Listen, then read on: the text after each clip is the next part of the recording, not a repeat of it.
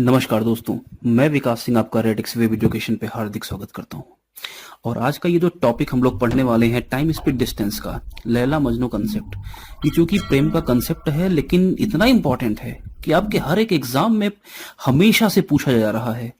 Even अभी की SSC CGL mains की अगर मैं बात करूं तो वहां भी एक क्वेश्चन इसका इन्वॉल्व हुआ था 2019 वाले में भी।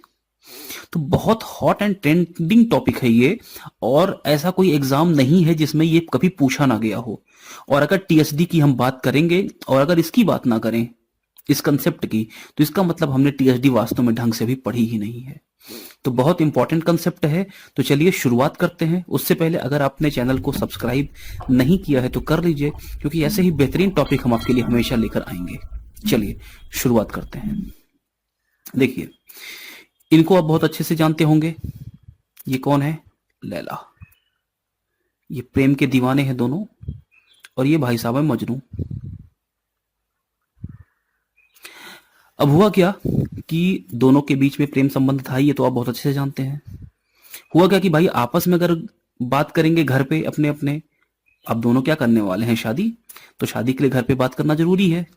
तो हुआ ये कि भाई अगर हम लोग अपने अपने घर पे बात करेंगे तो कुटाई संभव है कि हो जाए बहुत अच्छे से।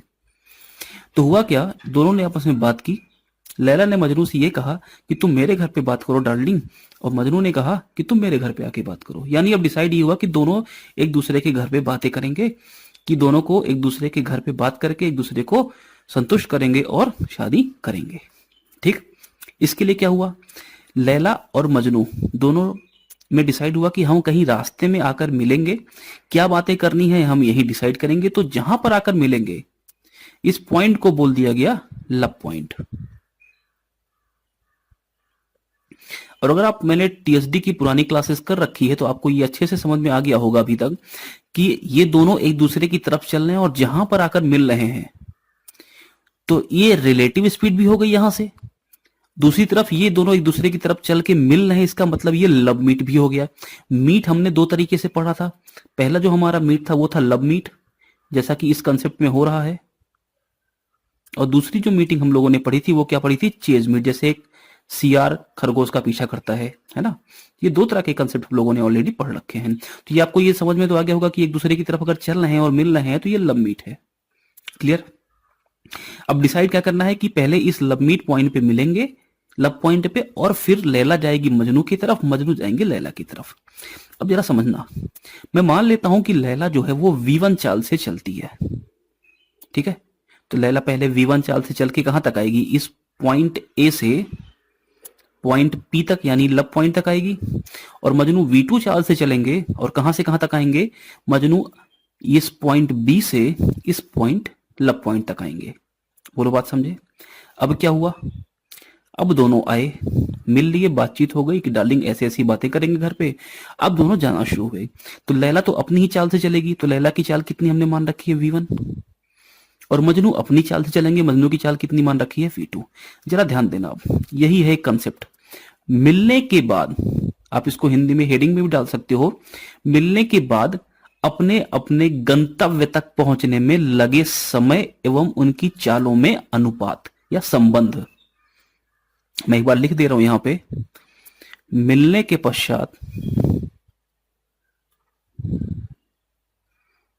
मिलने के पश्चात अपने अपने गंतव्य, अपने अपने गंतव्य, गंतव्य का मतलब डेस्टिनेशन तक पहुंचने में लगे समय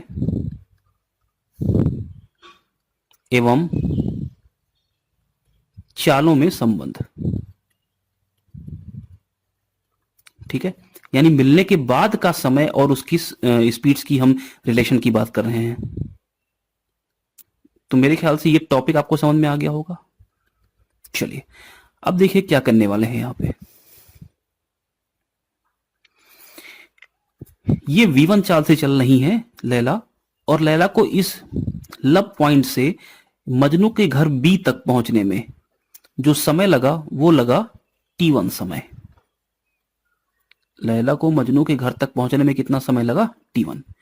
और मजनू भाई साहब को लैला के घर ए तक कहां से, इस लब पॉइंट से पहुंचने में कितना समय लगा, तो मजनू को समय लगा T2। ठीक है।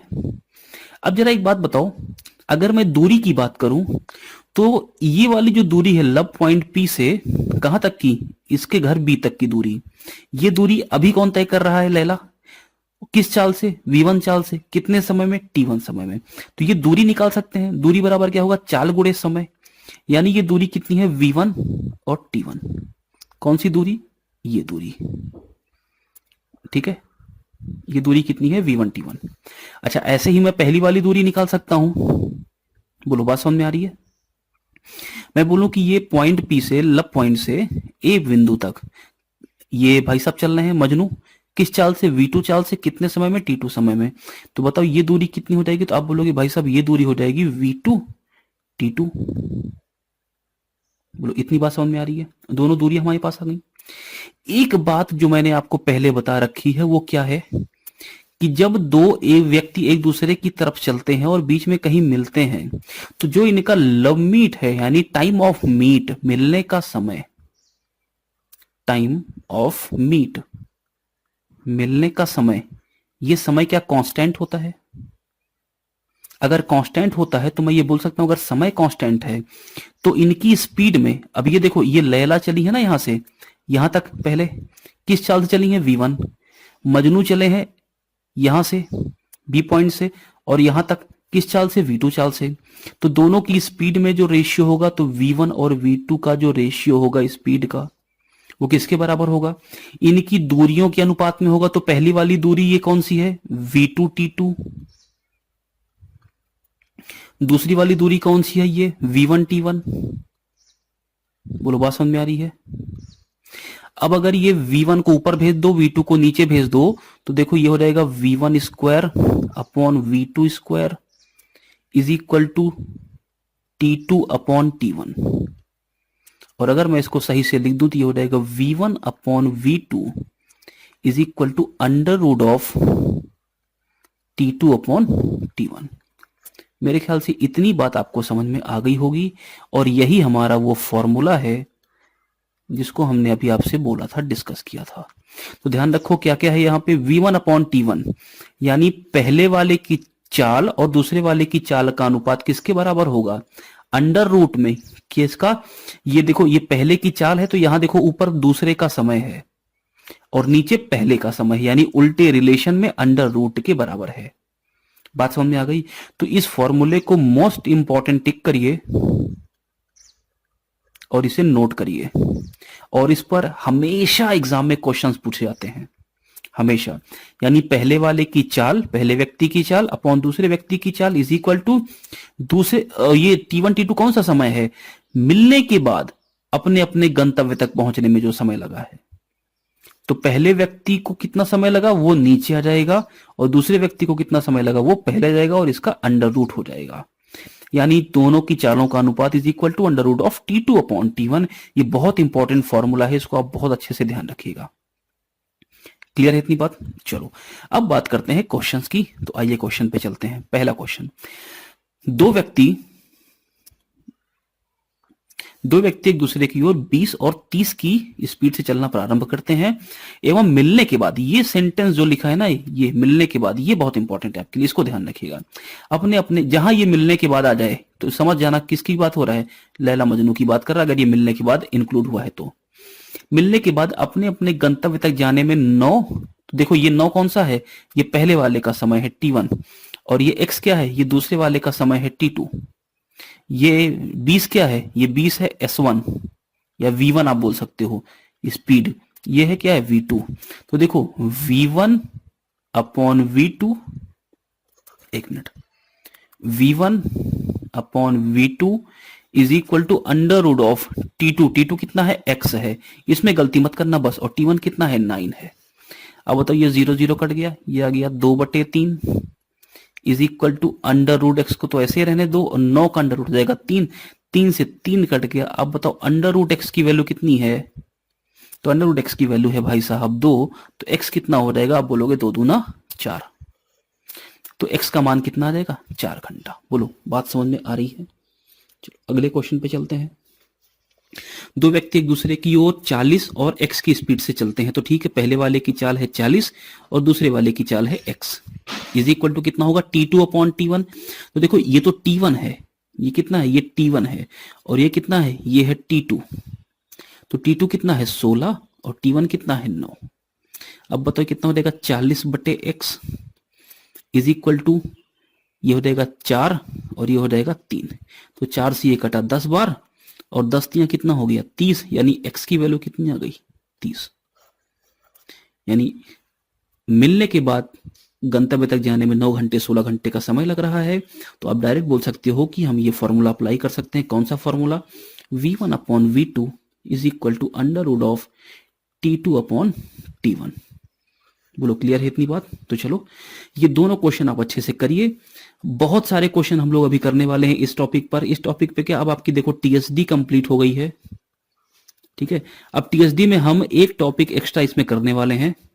अगला जो हम टॉपिक आज डिस्कस करेंगे वो करेंगे कौन कौन से क्वेश्चंस जो हम करेंगे एक साथ इंक्लूड कर लूंगा मैं। जैसे देखो बंदर जो है वो चढ़ता है ना किसी खंभे वगैरह पे, तो बंदर के फिसलने वाले क्वेश्चंस,